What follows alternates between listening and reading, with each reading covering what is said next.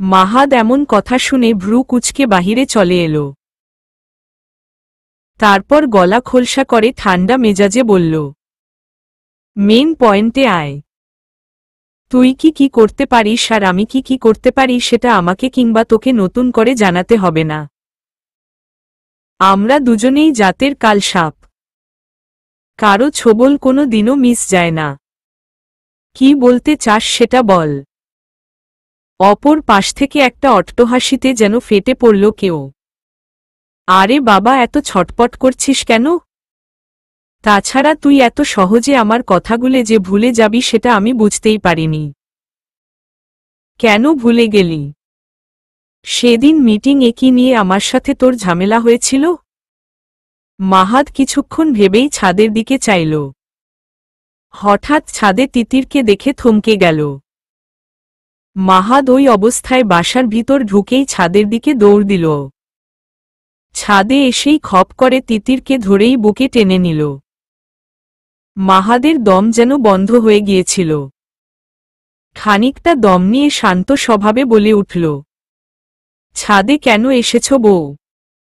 আর এত কিনারায় কেউ যায়? যদি কিছু হয়ে যেত? মাহাদের কথা শুনে তিতির বিড়বিড় করে বলল, আমি তো এখানে আপনাকে খুঁজতে এসেছি। আমাকে এখানে খুঁজলে তুমি আমায় পাবে? আমাদের ছেলের আজ একটা কাজ আছে আর তুমি তাকে ফেলে এখানে এসেছ। তুমি জানো না তোমাকে ছাড়া সে থাকতে পারে না। তিতির মাহাদের দিকে চেয়ে কি যেন ভাবল, তারপর ক্লান্ত স্বরে মুখ ফসকে বের করেই ফেলল, আপনি আমায় কথায় কথায় জড়িয়ে ধরেন কেন? আমার কাছে এটা বিরক্ত লাগে। এভাবে আর ধরবেন না তো। মাহাদ ওর কথা শুনে খানিকটা বিস্মিত হয়ে সাথে সাথে ওকে ছেড়ে দিয়ে বলল, আচ্ছা আর ধরব না, এবার সাদের কাছে যাও। তিতির মাথা নেড়ে চলে যেতেই মাহাদ হাতের ফোনের দিকে চাইল। কল কেটে দিয়েছে সে। মাহাদ আর ব্যাক না করে তিতির যেখানে এতক্ষণ দাঁড়িয়ে ছিল সেখানে এসে দাঁড়িয়ে কিছু ভাবতেই তিতির দৌড়ে এসে মাহাদের গালে টুপুস করে একটা কিস করেই দৌড় দিল। তিতিরের এমন কাণ্ডে মাহাদ বেশ অবাক হল। কিন্তু মনের ভিতর প্রশান্তির একটা বাতাস বয়ে গেল যেন। মুচকি মেরে হাসতেই আবার সেই কল আসল। মাহাদ গম্ভীর মুখে কল রিসিভ করেই বলল, দেখ, তোর সাথে আমার কোনো রকম ভেজাল হোক সেটা আমি মোটেও চাই না। সমস্যা কি সেটা খুলে বল। এই তো বিজনেসম্যানের মতো কথা। ঢাকা সাউথ সিটির টেন্ডারটা আমার চাই। এটা আমার সম্মানের প্রশ্ন। আমি সব বিষয়ে ছাড় দেই কিন্তু সম্মানের বিষয়ে এক চুল পরিমাণও ছাড় দেই না। তাই এখান থেকে সরে দাঁড়ান। যোগ্যতা বলে দিবে টেন্ডারটা কার প্রাপ্য। আমারও নতুন কোম্পানির জন্য সেটা অত্যন্ত জরুরি। আপনার যদি যোগ্যতা থাকে তাহলে নিশ্চয় আপনি পাবেন। যোগ্যতা মাই ফুট। বাবার ক্ষমতার দাপট দেখিয়ে সেটা নিজের নামে করে নিবি আর আমি বসে বসে আঙ্গুল চোষব? ক্ষমতা থাকলে বাপকে সামনে থেকে সরিয়ে মাঠে নাম। আর আমি যদি আদাজল খেয়ে মাঠে নামি তাহলে তোর বংশ নির্বংশ করে ছাড়ব। আমি কি জিনিস এবার তোরে আমার জাত চিনিয়েই ছাড়ব। ভাষা মার্জিত করুন। আমি মাহাদ কোনো দিনও বাবার ক্ষমতার দাপট দেখিয়ে চলি না। আমার মেয়ের নামে প্রথম কোনো কোম্পানি করার চিন্তা করেছি। তাই টেন্ডারটা আমার দরকার। আমি সৎ চিন্তায় মাঠে নামি। অসৎ চিন্তা আপনার মধ্য থাকতে পারে, আমার না। আপনার কাছে আপনার সম্মান বড় হতে পারে কিন্তু আপনার থেকে কয়েকগুণ বড় আমার কাছে আমার মেয়ে। তাই আমিও সেটা ছাড়তে মোটেও রাজি না। তার মানে তুই সরবি না সেখান থেকে? আমি অতি ভদ্র ভাষায় কথা বলছি, যোগ্যতা দিয়ে ইনশাআল্লাহ সেটা নিব। আর আমি যদি একবার অসভ্য হই তাহলে আপনাকে ওই সম্মানের চেয়ার থেকে টেনে হিচড়ে নামাব। কথাগুলো বলেই কল কেটে দিল মাহাদ। কিছুদিন ধরে এই লোকটা মাহাদের পিছনে লাগছে কিন্তু সামনে আসছে না। অদৃশ্য শত্রুর সাথে লড়াই করা খুব মুশকিল। কে যে শত্রু আর কে যে মিত্র তা বোঝা বড় দায়। আপাতত এগুলো না ভাবলেও চলবে। মাহাদ দ্রুত নিচে নামতেই সিঁড়িতে তিতিরের সাথে ধাক্কা খেল।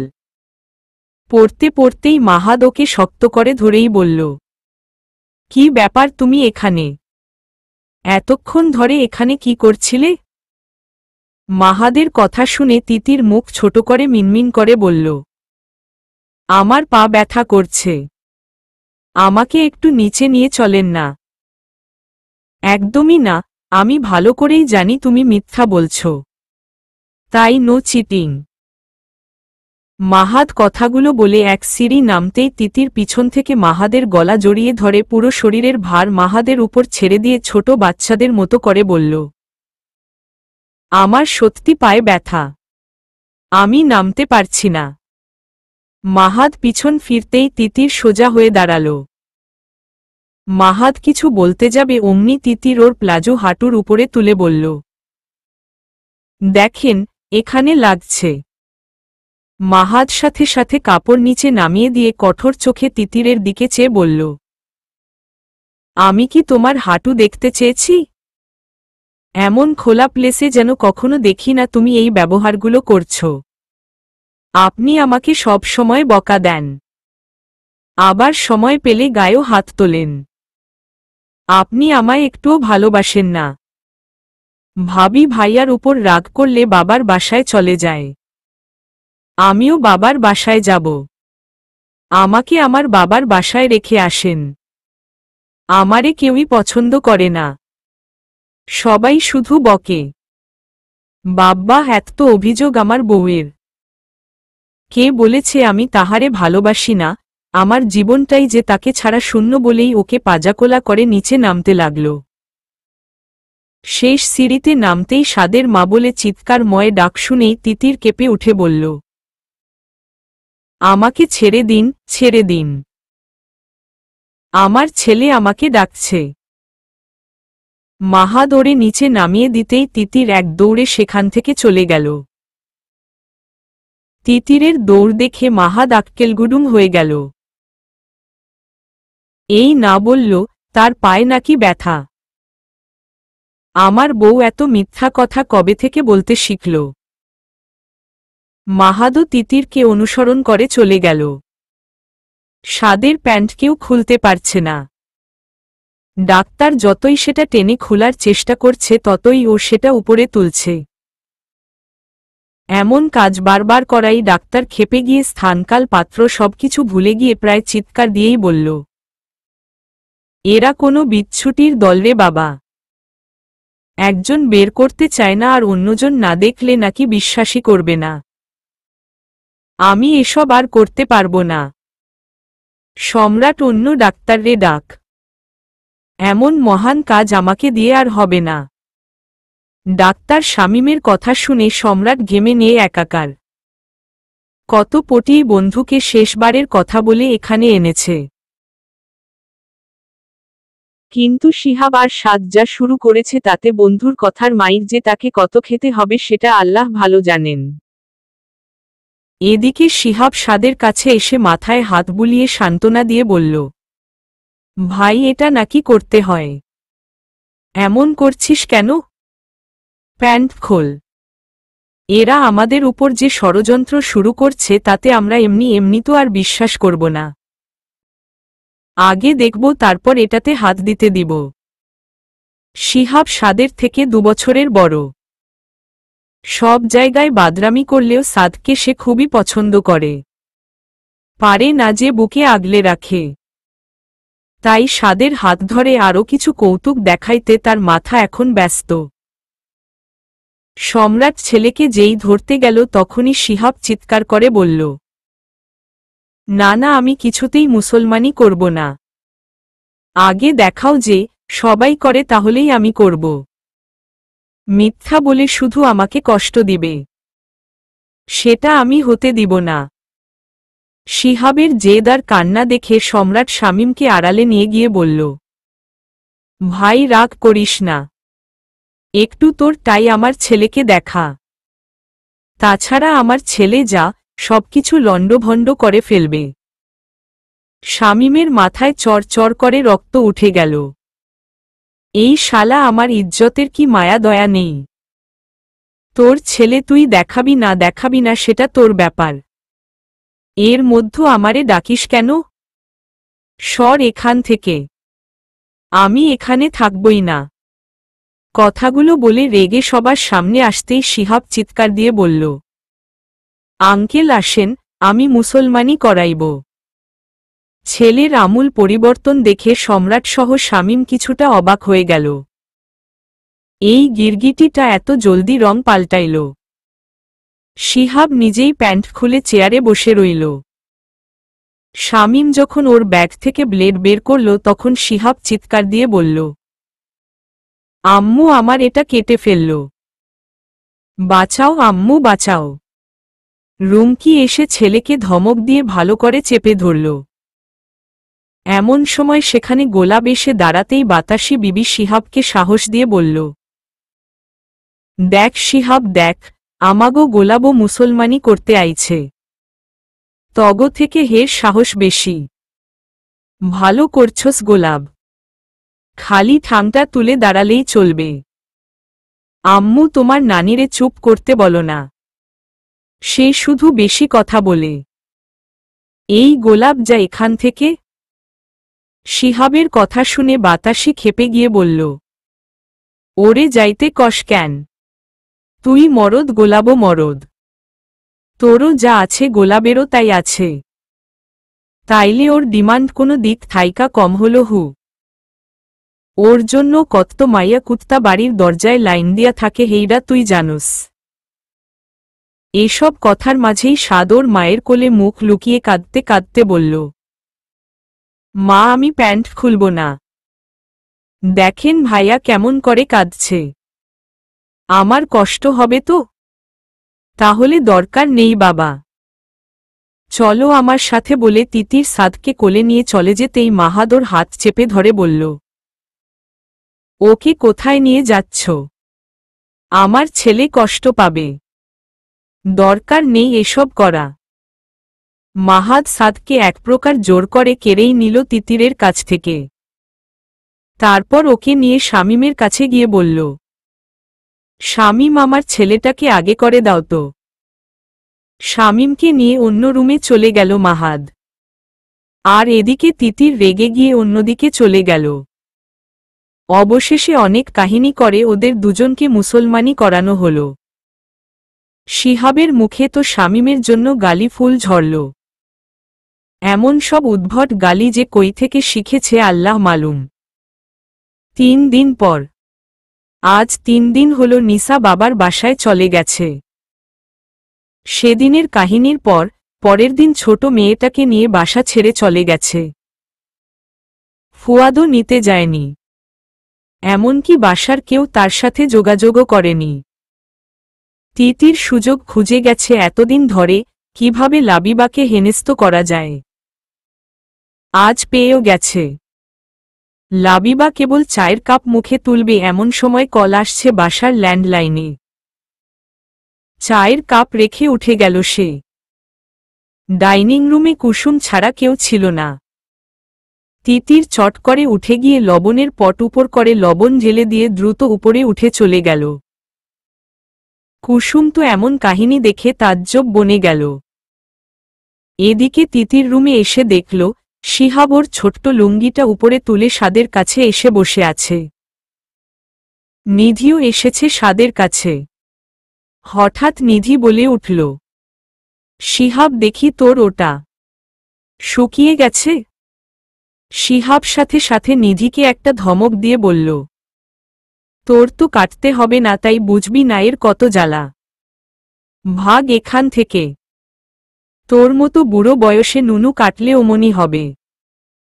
শিহাব আর নিধির মধ্য তুমুল ঝগড়া বেঁধে গেল এ নিয়ে।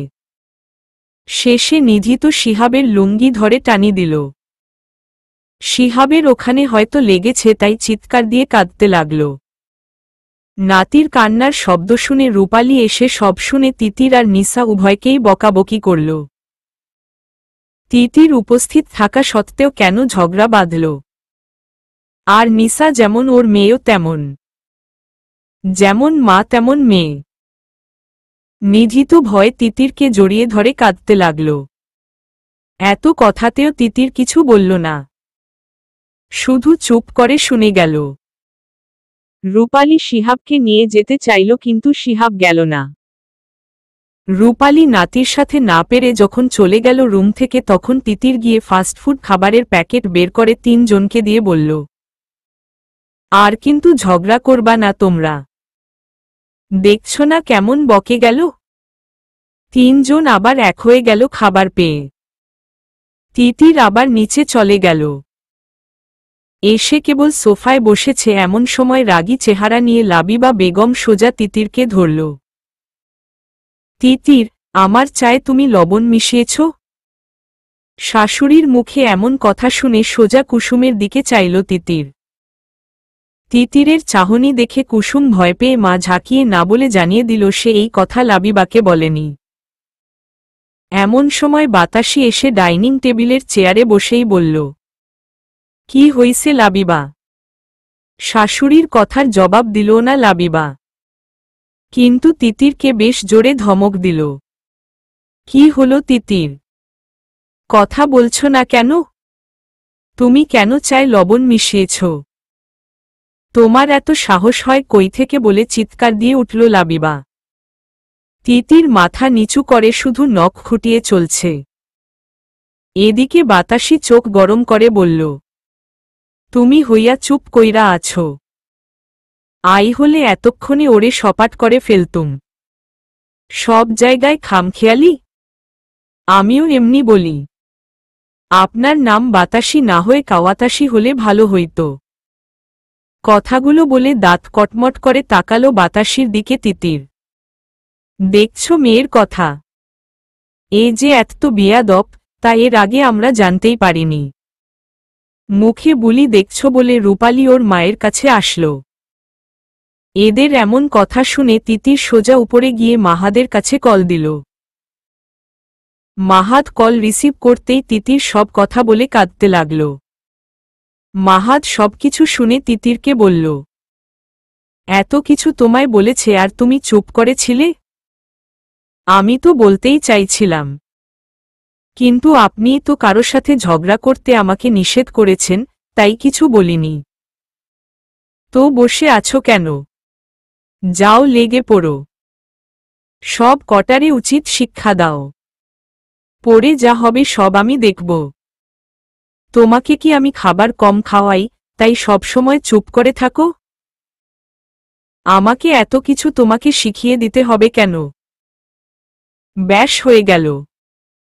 বরকে ফোনে এতগুলো কিসি করে কোমরে ওড়না পেঁচিয়ে তিতির নিচে নামল। কিন্তু এসেই দেখল নিসা এসেছে বাসায়। নিসাকে বড্ড ভয় পায় তিতির, তাই কিছু না বলে আবার সোফায় এসে বসল। ওই দেখ আবার আইছে বেহুদা মাইয়া। ওই তোর কি লজ্জা নাই? বাতাসির কথা শুনে তিতির একদম বাতাসির কাছে গিয়ে বসে স্থির কণ্ঠে বলল, দাদি একখান ছড়া শুনবেন? তিতিরের নরমাল কথা শুনে বাতাসি স্বাভাবিক হয়ে বলল, উল্টা পাল্টা কিছু কইবি না তো? শুনবেন? ক তাইলে। পড়ে না ডাবের পানি, আমি তো তিতির রানী। ঢাকায় যাব ইমতিয়াজ হব, বাতাসির লগে ছবি করব। বাতাসির শাড়িটা এত পাতলা, মনে হয় পাছায় মারি ধাক্কা। এইটুকু শুনেই বাতাসি চেয়ার থেকে লাফ দিয়ে উঠে তিতিরের মুখ চেপে ধরল। ওই মাইয়া চুপ চুপ। এর মানিজ্জত তো দেখছি তুই খাইয়া ছাড়বি। উমহ ছাড়েন বলে বাতাসির হাত ঝিটকান দিয়ে তিতির উচ্চস্বরে বলে উঠল, আপনি আমার প্রতিভা নষ্ট করতে চান কেন? আরও কিছু বক্তব্য শোনায়? না আম্মা, সোনার শখ এর জন্মের মতো মিটছে। এর সম্মান আর খাস না। কুসুম সব সময় এরে খেপাবে। আয় আর তোর পিছে লাগুম না। চুপ থাক আম্মা। মায়ের এমন কাকুতি মিনতি দেখে রূপালী এসে তিতিরের হাত ধরে জোরে একটা থাপ্পড় উঠাতেই তিতির রূপালীকে ঝিটকানি দিয়ে সরে গেল। রূপালীর হাত এসে চেয়ারের সাথে বাড়ি খেল। ও মাগো বলে একটা চিৎকার দিতেই উপর থেকে রুমকি এসে দেখল ওর মা ব্যথায় কাতরাচ্ছে।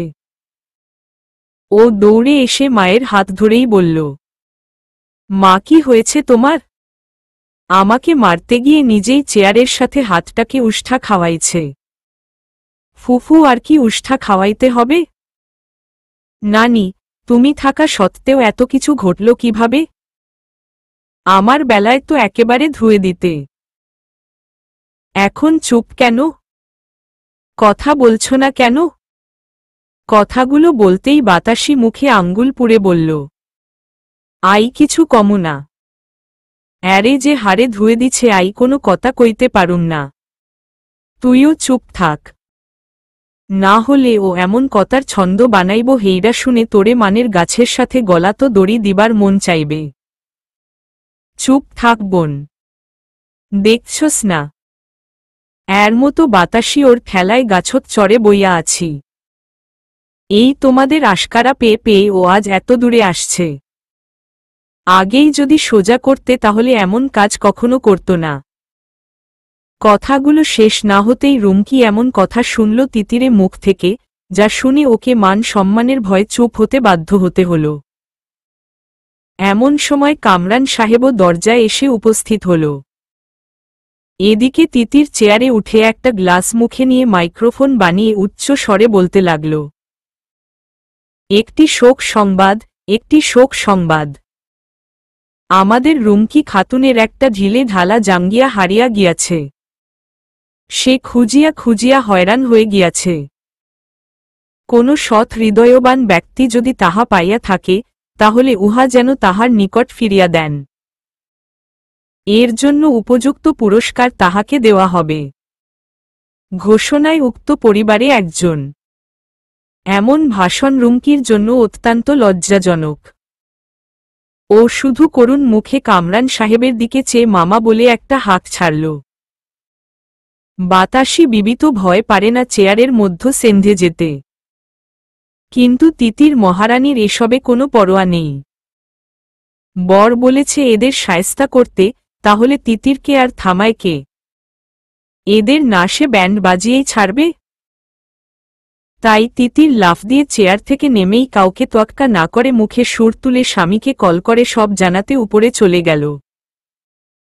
নীরবতার মাঝে তিতিরের মুখে শুধু কয়েকটা বাক্যই শোনা গেল। পূর্ব দিগন্তে বান্দর উঠেছে। রোপালি তাল, রোপালি তাল, রোপালি তাল। জোয়ার এসেছে পূর্ব মুহূর্তে। নিসা ছাল, নিসা ছাল, নিসা ছাল। ক্যালিফোর্নিয়ার অ্যাপলভিউ এলাকায় পুরো দেশীয় মেজাজে গড়া বিশাল বাসটি। বাসাটির গা ঘেঁষে প্রায় ৫৬০ বছর বয়সী রেডউড গাছটি গগনচুম্বী হয়ে দাঁড়িয়ে আছে। সকালবেলার সূর্যের আধো আলো এসে পড়েছে রেডউডের ডালে। গাছের পাতায় সূর্যরশ্মি পড়ার কারণে মনে হচ্ছে পাতা থেকে টুপ টুপ করে পবনের লাভা এসে কাচের জানালাকে ছুঁয়ে দিচ্ছে। এমন দৃশ্য পানে একজোড়া চোখ যেন আটকে গেছে। এক দৃষ্টিতে চেয়ে থাকার জন্য চোখ বেশ জ্বালা করছে। শেষ পর্যন্ত চোখ ঝাঝালো বাতাসের ঝাপটা সহ্য করতে না পেরে কয়েক ফোঁটা অশ্রু ত্যাগ করল নিজ অবস্থান থেকে। 18 মাসের কন্যা সন্তানকে বুকে নিয়ে স্বামীর জন্য খাবার টেবিল সাজিয়ে অপেক্ষা করছে মেয়েটি। খাবারের এত পদ যে টেবিলে স্থান সংকুলান হচ্ছিল না। অনেকদিন লাটকা মাছ খাওয়া হয়নি। সেও টেবিলের ছোট্ট এক জায়গায় নিজের স্থান করে নিয়েছে। হসপিটালে যাওয়ার জন্য রেডি হয়ে ওয়াহিদ সিঁড়ি বেয়ে নিচে নেমে দেখল আসমা তার জন্য অপেক্ষা করছে। ওয়াহিদ হাসি মুখে এসে নিঃশব্দে চেয়ার টেনে বসে পড়ল। মনটা তার বড্ড খুশখুশ করছে। কিভাবে কথাটি বলা যায়? ধোঁয়া ওঠা কফির মগে চুমুক দিয়েই ওয়াহিদ বলল, চলো না আমরা লং ড্রাইভে যাই। ওয়াহিদের ভাঙ্গা বাংলা কথায় ঘোর কাটল আসমার। স্বামীর দিকে বেশ কিছুক্ষণ চেয়ে আবার মেয়ের দিকে তাকাল। তারপর চট করে বলল, কোথায় যেতে চাও? বলে কিছুক্ষণ ভেবে আবেগী গলায় বলে উঠল ওয়াহিদ। শুনশান নীরবতায় জড়ানো সেন্ট জোসেফ শহরে? না, সেখানে যেতে মন চাচ্ছে না। তাহলে তাহলে কোথায় যাওয়া যায়? চল তোমাদের বাংলাদেশে যাই। কত বছর তোমাদের দেশ দেখা হয়নি। আমার তো তেমন ছুটি নেই, তবে 1 সপ্তাহের জন্য বাংলাদেশে সময় কাটিয়ে আসতে পারব। কি বলো, যাবে তোমার দেশে আমাকে নিয়ে? বলে ওয়াহিদ অনেক আশা নিয়ে আসমার দিকে চাইল। আপাকে দেখতে যেতে চাও? সোজা মুখের উপর প্রশ্ন ছুঁড়ে মারল আসমা ওয়াহিদের দিকে। না, কফিটা আর খাওয়া হলো না ওয়াহিদের। কফির মগটা টেবিলে রেখে আমতা আমতা করে বলল, তেমন কিছু নয়, একটু দেখতে তাকে মন চাচ্ছিল, তাই আর কি। আসমা ভ্রু কুঁচকে ওয়াদিকের দিকে চেয়ে মুখটা মলিন করে বলল, তুমি এখনো আপাকে পছন্দ করো? বিলকুল নেহি। সে হামার খুব ভালো ফ্রেন্ড, और तुम हमारा बीबी। তুমি শাদি করার পর তার দিকে ওই নজরে কাভি চাইনি। স্বামীর মুখে আধো বাংলা মিশ্রিত উর্দু ভাষা শুনে আসমা বলল, তাহলে আমরা পাকিস্তানে যাই। সেখানেও তো কতদিন যাওয়া হয়নি। আম্মাও অনেকবার যাইতে বলে। ওয়াহিদ দুহাত মুঠ করে বলল, তুম ভুল গেয়া উছকা এসানের কথা। না না, আমি ভুলব কি করে তার সাহায্যর কথা। সেই কথাগুলো ভোলার মতো সাহস আমার নেই। আমি ভাবছি অন্য কথা। হাম লোক বাংলাদেশে যাচ্ছি। ওকে, সামনের সানডে আমাদের ফ্লাইট। সব কুছ প্যাক করে নাও। ওয়াহিদ আর কোনো কথা না বলে বরং রুক্ষ মেজাজ দেখিয়ে চলে গেল আসমার সামনে থেকে। আসমা অবাক চাহনিতে চেয়ে রইল স্বামীর চলে যাওয়ার পথের পানে। গভীর চিন্তায় মগ্ন সে। বাংলাদেশে যেতে চায় না ও। পুরনো স্মৃতি মনে পড়ছে, বিশেষ করে ওকে যারা মানুষ করেছিল তাদের ব্যাপারে। তারা কি বেঁচে আছে? মন চায় না তাদের মুখ না দেখতে। কিন্তু ওয়াহিদ এত জোর করছে কেন? হঠাৎ আসমার মনে উদয় হল, আপা ঠিক আছে তো? মাঝে মাঝে কথা হয়, কিন্তু গত কয়েক মাস যাবৎ তার সাথে কথা হয়নি। নিশ্চয় কিছু হয়েছে বলে ওর মেয়ে ওয়াশিকাকে কোলে নিয়ে উঠে উপরে চলে গেল বাবার কাছে কল করে সবকিছু খোলসা করতে। ফিহার মাথার চুল কামিয়ে দেওয়া হয়েছে। টাকলা মাথা নিয়ে শিহাবের কাছে আসতেই মুখটা বেঁকিয়ে নিল ফিহা। সেটা দেখেই শিহাব বলে উঠল, ন্যাড়া মাথা 4 আনা। চাবি দিল ঘোরে না। চিংড়ি মাছের ঝোল। ন্যাড়া শালা চোর। ব্যাস হয়ে গেল। গলা ফেটে হাউমাউ করে কেঁদে উঠল ফিহা। কাছেই বাতাসি বিবি বসে ওদের ঝগড়া দেখছিল। সে কিছু না বলে বরং মজা নিচ্ছিল। কিন্তু হঠাৎ বাতাসিরও একটা ছড়া মনে পড়তেই ও ফিহাকে কাছে ডেকে বলল, ক্যারে কান্দোস কেন? শিহাবের ছড়া বুঝি তো পছন্দ হয়নি? আয় একখান শুনাই। হেইডা তোর আরো ভালো লাগবে। শুনবি? ন্যারিরে হা। চাউল ভাজা খা। নাকতো দড়ি দিয়া। হালালা হাটে যা। আম্মু বলেই গলার রগ টেনে ফিহা চিৎকার দিয়ে উঠল। নিসা ওর রুম থেকে বের হয়ে বলল, কি হয়েছে? কাঁদছ কেন? দেখো না, শিহাব ভাইয়া আর বাতাসি দাদি আমাকে খেপাইছে। আমাকে উল্টা পাল্টা কথা বলছে। মেয়ের কান্না দেখে নিসা নিচে নামতে লাগল। এমন সময় বাতাসি খানিকটা উল্লাসিত হয়ে শিহাবকে বলল, ওই বাঁচতে চাইলে এহনি মায়েরে ডাইকা আনো। ওই যে দেখ, বাদ্য বাজানি আইছে তোর বাদ্য বাজাইতে। যা যা ডাইকা আনো। আপনি কি বললেন আমায়? আমি বাদ্য বাজানি? আপনার সাথে কথা বলতেও আমার রুচিতে বাধে। কথা বলতে চাই না, তবুও গায়ে পড়ে কথা বলতে আসে। কথাগুলো বলেই মেয়ের হাত ধরল নিসা। কথা কইতে তোরে কে কইছে? বাতাসি শূন্যতে পা তুলে নিসাকে দেখিয়ে বলল, তোর সাথে কথা কওনের লাগি এর পায়ে ধুলা পড়ছে নাকি? এর ঠেকা পড়ছে তোর সাত কথা কওয়ার। আই তো ছড়া কই। এক গাড়ি দুই গাড়ি হলো হলাতে যায়। ন্যাড়া মাথায় বুম মারলে ছিলকা উঠে যায়। খানিকটা দূরে দাঁড়িয়ে বাতাসির সাথে মুখ মিলালো শিহাব। তা দেখে নিসার সমস্ত রাগ শিহাবের উপর গিয়ে পড়ল। তাছাড়া নিধির কাছে শুনছিল আজ কিভাবে রূপালী ফুফু নিধিকে বকা দিচ্ছে। সেটার একটা ঝাঁঝও আছে নিসার মনে। তাই গলা ফাটিয়ে বলল, এমন বিয়াদব ছেলে আমি জীবনেও দেখিনি। এই বাসায় তো আরও একটা ছেলে আছে, কই তাকে তো কখনো দেখিনি এসব নোংরা ভাষায় অন্যের পিছে লাগা। শিক্ষার অভাব আছে, না হলে কেউ কারো পিছে এভাবে লাগে। নিসার কথার মধ্য বাতাসির মনে হচ্ছে ধেয়ে আসছে ঝগড়ার কোনো সাইক্লোন। সেই খুশিতে বাতাসির মনে ডুবকি খেল মজার ম্যাটিনি শো দেখার উল্লাস। আহ কুসুম, কই গেলিরে, আয় কাছে আয়। লগে 2 কাপ চা আর টোস্ট বিস্কুট লইয়া আয়। ঝগড়া দেখুম। এই নিসা আর রুমকি এক লগে ঝগড়া লাগলে কমছে 2 ঘন্টাতেও ঝগড়া থামব না। পারলে মটর কালি লইয়া আয়। চাবামু আর ঝগড়ার সুর তুলুম। সাবিনা থাকলে ওরে কম লাগত না। বাতাসির কথার মাঝেই রুমকি হাজির হল। সে গলার চড়ক বাজিয়ে বলল, কি হয়েছে? আমার ছেলেকে বকছেন কেন? কি করেছে ও? আমার কারো সাথে কথা বলার মোটেও ইচ্ছা নেই।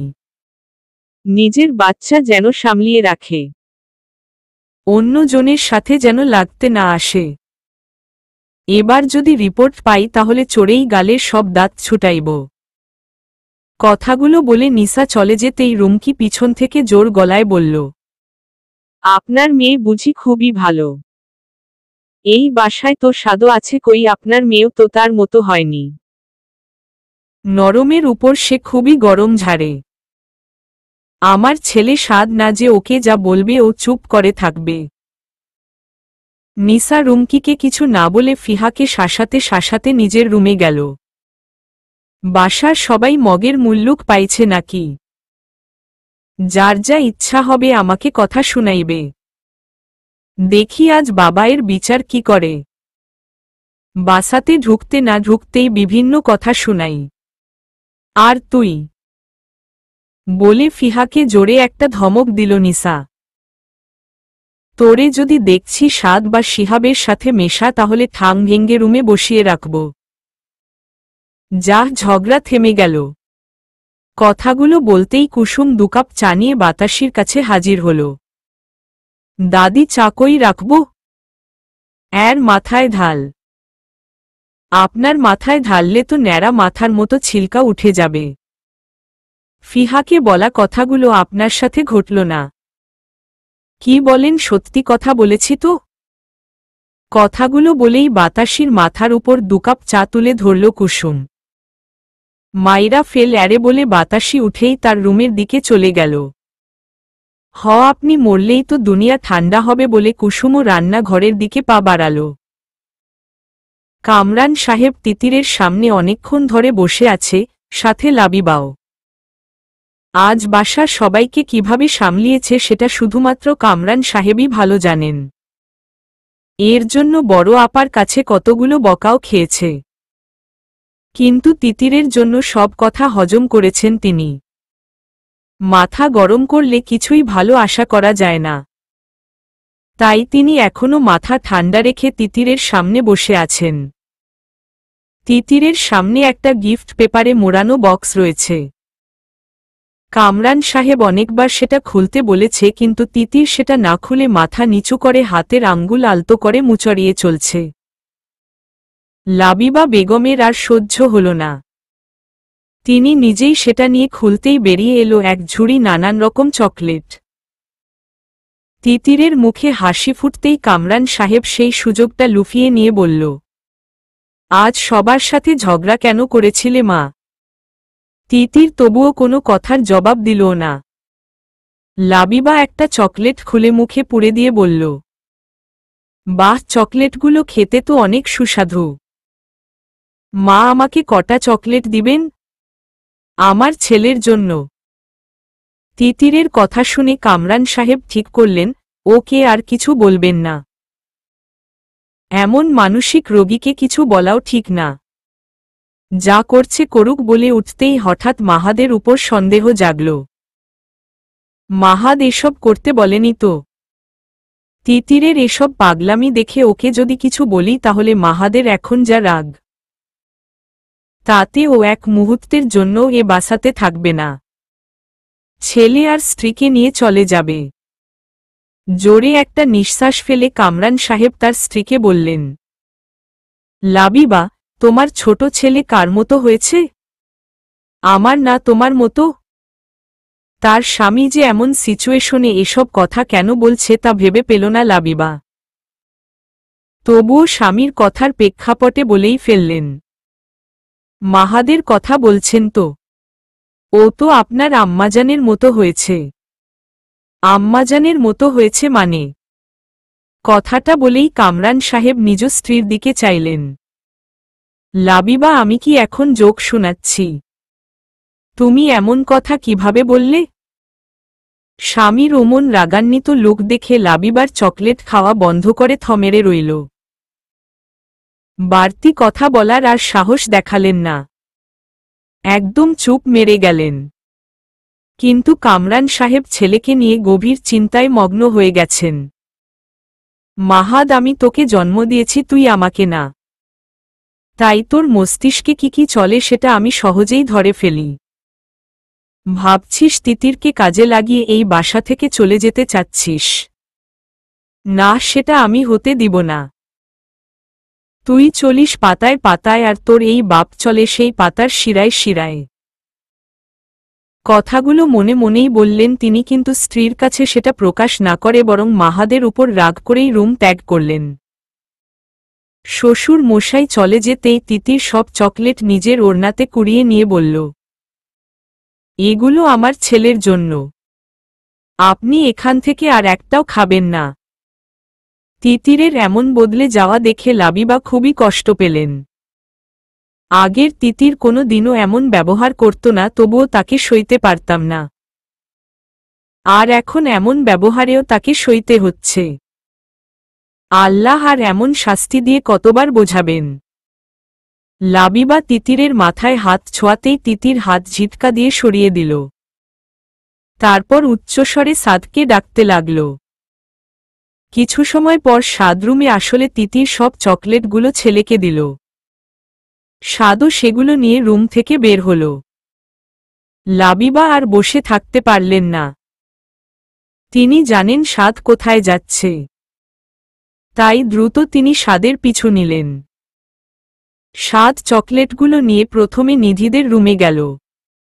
দেখল নিধি পড়ছে। বড় মাকে সালাম দিয়ে তাদের দুবোনকে চকলেট দিতেই ফিহা ফেলে দিয়ে বলল, তুই আমার সাথে একদমই কথা বলবি না। শিহাবের সাথে মিল লাগাইছিস? ও কয়দিন থাকবে? তারপর তোরে মজা দেখাব। ফিহার এমন আচরণে নিসা কিছুই বলল না। কিন্তু নিসা জানত না দরজার আড়ালে তার শাশুড়ি দাঁড়িয়ে আছে। লাবিবার সাথে সাথে দরজার পাশ কাটিয়ে রুমে ঢুকেই বলল, ওই কি করবি ওকে? তোর বাবাও তো কত কি নিয়ে আসে, তবুও তুই ওরে দিতে যাস? ও নিজে চকলেট না খেয়ে তোকে দিতে আসছে আর ওকেই তুই শাসাস? তোর সাহস তো কম না। নিসা ভয় পেয়ে গেছে লাবিকে দেখে। ও উঠেই আমতা আমতা করে বলল, মা, ফিহা ছোট, ওর কথায় কিছু মনে করেন না। ও ছোট, কিন্তু ওর কথাগুলো অনেক বড়। যে ছোট বয়সে এত কিছু বলে না জানি বড় হয়ে কি করবে। আর ও এতগুলো কথা বলল, তুমি কি তাকে একবারও শাসন করেছ? যাকে তুমি দিন রাত পাগল বলে বলে বাসা মাথায় তোলো, সেই পাগলই তার ছেলেকে উত্তম শিক্ষা দিয়েছে যে সবার সাথে কিভাবে মিলেমিশে থাকতে হয়। তারপর লাবিবা ফিহাকে দিয়েই চকলেটগুলো কুড়িয়ে নিল। এর মাঝে নিসা আর একটা কথাও বলার সুযোগ পায়নি। তার আগেই সাদকে নিয়ে রুম থেকে বের হয়ে গেল লাবিবা। রান্নাঘরে তিতির ঢুকে ফ্রিজ থেকে কোরাল মাছ বের করে কিউব করে কেটে নিতেই কুসুম এসে ভয় বলল, ভাবি কি করছেন? তিতির নিজেও জানে কুসুম তারে ভয় পায়, তাই ওকে ভয় দেখানোর জন্য বলল, মানুষ জবাই দিব। চিন্তা করছি কারে জবাই দিব। এমন কথা শুনে কুসুম আর রান্নাঘরে থাকতে পারল না। দৌড়েই বাতাসির রুমে গিয়ে স্লিপ কেটে হুড়মুড় করে ফ্লোরে পড়ে যেতেই বাতাসি চিৎকার দিয়ে বলল, ভাঙ্গো, মোর ঘরের মাঝাটা ভাঙ্গো। ওমন হাতির মতো শরীর লইয়া মাইঝাতে পড়লে এর মাঝা থাহে। ভাঙ্গে না গুড়া গুড়া হইব। থোন আপনার মেঝের বাহাদুরি। আপনি জানেন, ভাবি চাক্কু নিয়ে কারে যেন জবাই দেওয়ার জন্য ক্ষেপে আছে। কুসুম তাড়াহুড়া করে ফ্লোর থেকে উঠতে উঠতে কথাগুলো বলল, কি কস তুই? হ্যাচা কথা। তাইলে তো তোরেই ওই চাকবুর তলে ফেলাইমু বলে বাতাসি বিছানা থেকে উঠেই বলল, পাগলডা আছে কই? কুসুম বাতাসির কথা শুনে চোখ ফার ফার করে বলল, করেন মস্করা, রান্নাঘরে যান, তারপর ভাবি আপনার এই মস্করা ছুটাইবে। ওই একজনই তো আপনাকে সোজা করতে পারে। ধুর, পাগলের কথা বাদ দে তো। বাতাসি আর কথা না বাড়িয়ে রান্নাঘরে চলে এলো। দেখল তিতির কি যেন করছে। বাতাসি কাছে গিয়ে বলল, আম্মা কি করেন? তিতির বাতাসির দিকে না ফিরেই বলল, কোরাল মাছের পপকর্ন ভাজি। ধুর, কি ছাইপাস বলিস? মাছের আবার পপকর্ন হয় নাকি? হু, মাইনষের নাম আবার কাউতাসি হয় নাকি? বাতাসি মুখটা মলিন করে বলল, অ্যারে আবার কাওয়াতাসি কস? নাম যখন রাখছস, তয় এর জন্য একখান গরু দিয়া আকিকা দিস। তাইলে লেটা চুকে যাইব। বাতাসির কথা শুনে তিতির চাকু ঘুরাইতেই বাতাসির গলা শুকিয়ে এলো। বাতাসির ওমন কেবলাকান্ত চেহারা দেখে তিতির ফিক করে হেসেই বলল, গরু দিব কেন? আপনার জন্য একটা বকরির ব্যবস্থা করেছি। চলবে না। তিতিরের কথা শেষ না হতেই রজনীর চিৎকারময় কান্নার আওয়াজ পাওয়া গেল। কুসুমও দৌড়ে রান্নাঘরে এসে তিতিরের হাতে চাকু দেখে ভয় পেয়ে থরথরিয়ে কাঁপতে কাঁপতে বলল, দাদি, খুব খারাপ খবর আছে। রেজওয়ান ভাইজান নাকি হসপিটালে।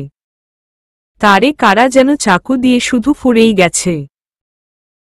অবস্থা খুবই খারাপ। বাঁচব না মনে হয়। এমন খবর পেয়ে বাতাসি একবার তিতিরের দিকে চেয়ে দ্রুত রান্নাঘর থেকে বের হয়ে গেল। কিন্তু কুসুম আর না গিয়ে ভুতুড়ে দেখার মতো তিতিরের দিকে চেয়ে রইল। সামনে রাখা লাউয়ে ঘ্যাচ ঘ্যাচ করে কয়েকটা একইভাবে ছুরি বসিয়ে দিল তিতির। আর মুখে শুধু একটা কথাই শোনা গেল, পাপ বাপকেও ছাড়ে না। কুসুম আর দাঁড়িয়ে থাকার সাহস পায়নি। সোজা রুমের ভিতর এসেই দরজাটা লাগিয়ে দিয়ে কাঁপতে থাকে। ভাবি রেজওয়ান ভাইকে এভাবে কোপাইছে? না, এটা কখনোই সম্ভব নয়। কারণ ভাবি একবারের জন্যও বাসা থেকে বের হয়নি।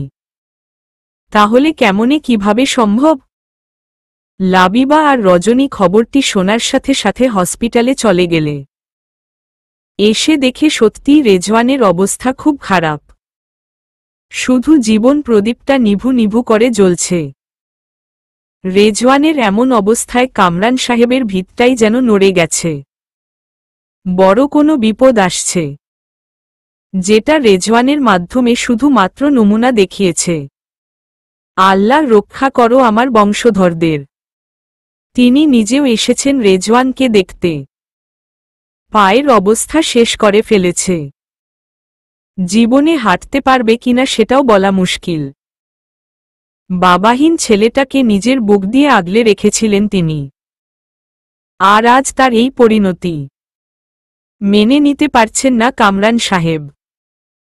চোখ দুটো ভিজে গেল তার। সব রকম চিকিৎসার ব্যবস্থা করে তিনি বাড়ি ফিরলেন। বাসায় ফিরার সাথে সাথেই দুই ছেলেকে কল দিলেন যে যেখানেই থাক না কেন দ্রুত বাসায় ফিরুক, জরুরি একটা কথা আছে। মাহাদ আর ফুয়াদেরও আসতে বেশ সময় লাগল না। বাসার পরিস্থিতি খুব একটা ভালো নয়। তিতির আর নিসাবাদে বাসার সবাই রেজওয়ানের কাছে গেছে। গম্ভীর মুখে কামরান সাহেব সোফায় বসে আছেন। কাজের লোকটা সামনের টেবিলে এক কাপ চা দিয়ে গেলেন, কিন্তু তার সেদিকে খেয়াল নেই। মাহাদ আর ফুয়াদও চুপচাপ করে বসে আছে। নিস্তব্ধতার মোড় ভেঙ্গে কামরান সাহেবই প্রথমে মুখ খুললেন। আমি যা বলছি মনোযোগ দিয়ে শোন। তোমাদের এমন কোনো বিরোধী প্রতিপক্ষ আছে যারা তোমাদের উপর ভীষণ রেগে আছে এবং এই পরিবারের ক্ষতি চায়? ফুয়াদ অনেকক্ষণ ভেবে বলল, বাবা, আমি সবার সাথে খুব ভালো সম্পর্কই রাখি। কিছু বছর আগের ঘটনা ঘটার পর থেকে খুব বেশি রিস্কের কাজ করি না। আমার তেমন কাউকে মনে পড়ছে না। কামরান সাহেব মনোযোগ দিয়ে সব কথা শুনে বলল, মাহাদ, আমি কিছু বুঝতে পারছি না। তোর কি এমন কাউকে সন্দেহ হয় যে রেজওয়ানের এমন অবস্থা করেছে? মাহাদ নিজেও হতবাক হয়ে গেছে রেজওয়ানের এমন পরিণতি দেখে। হঠাৎ মনে পড়ল সেই লোকের কথা যে কয়েকদিন ধরে মুঠোফোনে মাহাদকে বারবার হুমকি দিয়ে চলছে। বাবাকে বিষয়টি কি জানাবো না সেটা ভেবেই চলছে মাহাদ। লোকটির পাওয়ার আছে বলতেই হয়। তাছাড়া এত দ্রুত এমন একটা ঘটনা ঘটিয়ে ফেলল কিভাবে? মাহাদ প্রথম থেকে শেষ অবধি সবকিছু ওর বাবা আর ফুয়াদকে খুলে বলল। সাথে আরও বলল, পানি যেদিকে রেজওয়ান ছাতা ধরে সেদিকে। আমাদের শত্রুর সাথে ওর আগে থেকেই বন্ধুত্ব থাকে। গিয়ে দেখেন কোনো সমস্যা হয়েছে যার জন্য রেজওয়ানকে ওদের পথ থেকে এভাবেই হটিয়েছে। ও তো কম ধন্দুরবাজ লোক না।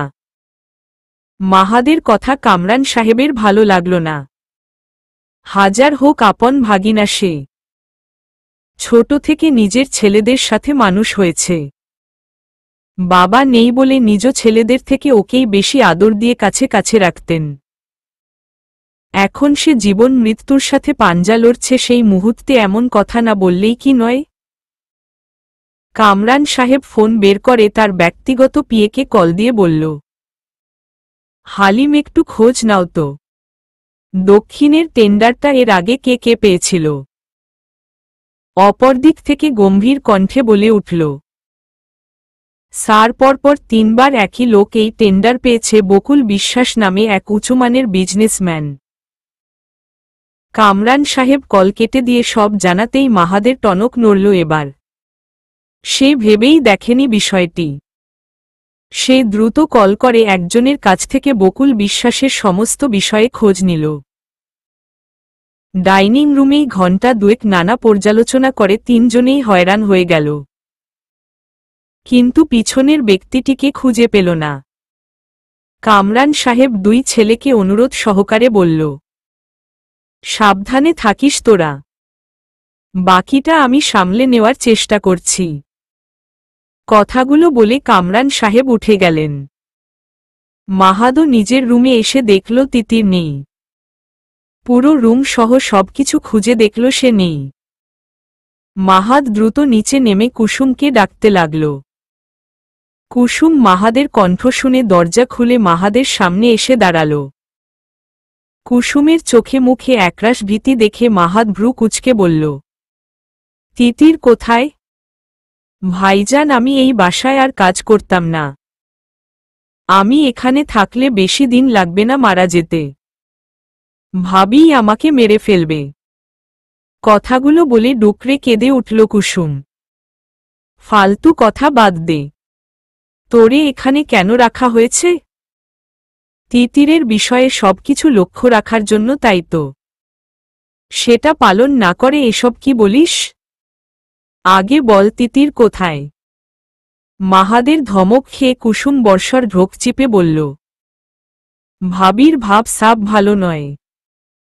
রুমের ভিতর দরজা লাগিয়ে দিয়ে ঘণ্টার পর ঘণ্টা কি যেন করেছে।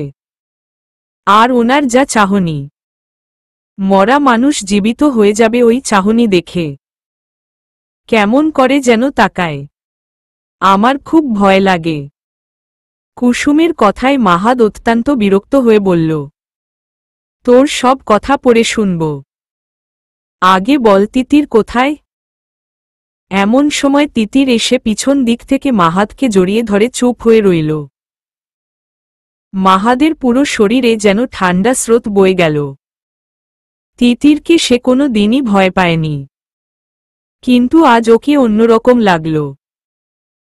অখুশিও না আবার খুশিও না এমন চেহারায় ভাব এনে তিতির দাঁড়িয়ে আছে মাহাদের সামনে। কিছু সেকেন্ড আগে মাহাদকে ছেড়ে দিয়ে ওর সামনেই এসে দাঁড়িয়েছে। তিতিরের পিছনে সাদও দাঁড়িয়ে আছে।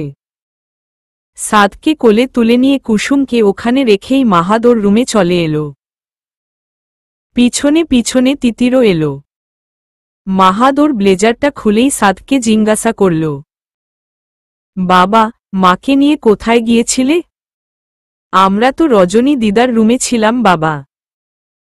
কথাগুলো বলেই মায়ের দিকে তাকালো সাদ। মাহাদ আর কিছু জিজ্ঞাসা না করে সাদকে বলল, কুসুম আন্টিকে গিয়ে বলো খাবার রেডি করতে, আমি ফ্রেশ হয়ে আসছি। সাদ চলে যেতেই মাহাদ দরজা বন্ধ করে দিয়ে তিতিরের দিকে চাইল। তিতির সেই স্থিরভাবেই দাঁড়িয়ে আছে কিন্তু কিছু বলছে না। মাহাদ ওর পাশে এসে শান্ত গলায় বলল, কিছু খেয়েছ বউ? তিতির শুধু মাথা নাড়িয়ে না বলল। মাহাদও আর কিছু না বলে ওয়াশরুমে ফ্রেশ হতে গেল। এর ফাঁকে তিতির রুম থেকে বের হয়ে কুসুমের কাছে গেল। কাজের কিছু লোক থাকায় কুসুম এবারের মতো ভয় পাওয়া থেকে রক্ষা পেল। এদিকে মাহাদ ওয়াশরুম থেকে বের হয়ে তিতিরকে দেখতে না পেয়ে ফোনটা হাতে নিয়ে ডাক্তারের কাছে কল দিল। তিতিরের ব্যাপারে সবকিছু ডাক্তারকে খুলে বলতেই ডাক্তার বলল, মাহাদ তোমাকে আরও শক্ত হতে হবে। আমার মনে হয় তোমার স্ত্রীর কন্ডিশন আরও খারাপ হতে চলেছে। ওকে চোখে চোখে রেখ। মাহাদের চোখ দুটি উপচে পানির ধারা বয়ে গেল। কল কেটে দিয়ে নামাজে দাঁড়িয়ে পড়ল।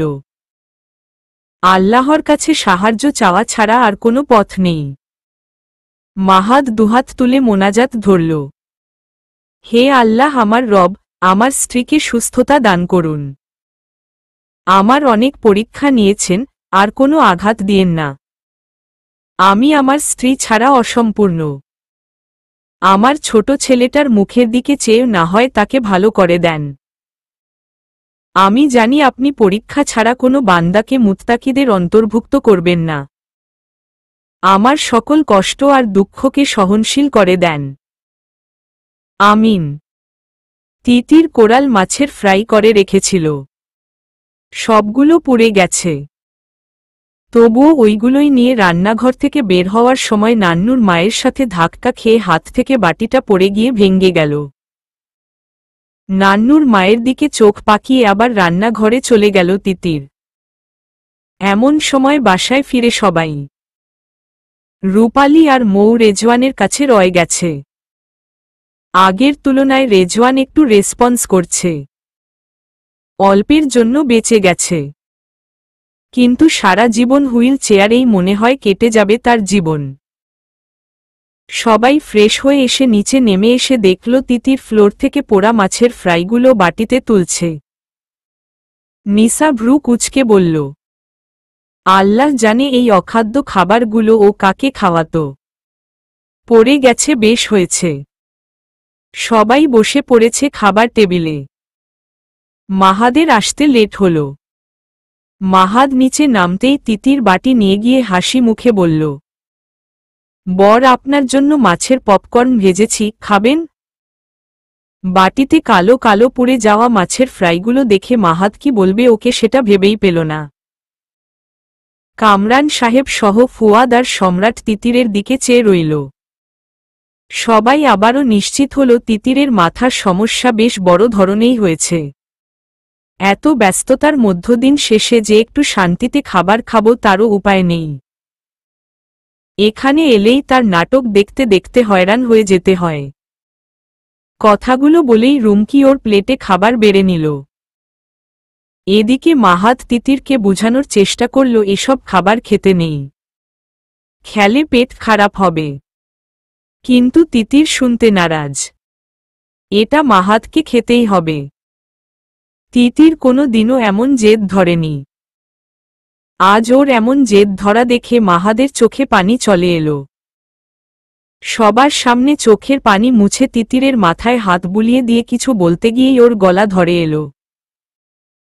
তবুও নিজেকে সংযত করে বলল, আমি খাচ্ছি তো, এই দেখ আমি খাচ্ছি, এবার তুমি খুশি তো? কথাগুলো বলেই ওই অখাদ্যগুলো মাহাদ নিজের মুখে পুরে দিয়ে মুচকি হেসে আবার বলল, বাহ, আমার বউ তো খুব মজার পপকর্ন বানাইছে। আপনার ভালো লেগেছে বলেই তিতির ছোট বাচ্চাদের মতো হেসে উঠল। তিতিরের এমন আচরণ দেখে ফুয়াদের চোখে জল এলো। ও চেয়ার ছেড়ে উঠতেই নিসা বলল, এই একদম উঠবা না। তুমিও কি ফ্লোরে পড়া ওসব নোংরা খাবার খাবে নাকি? ফুয়াদ কোনো কথা না শুনে ছোট ভাইয়ের কাছে গিয়ে দাঁড়াল।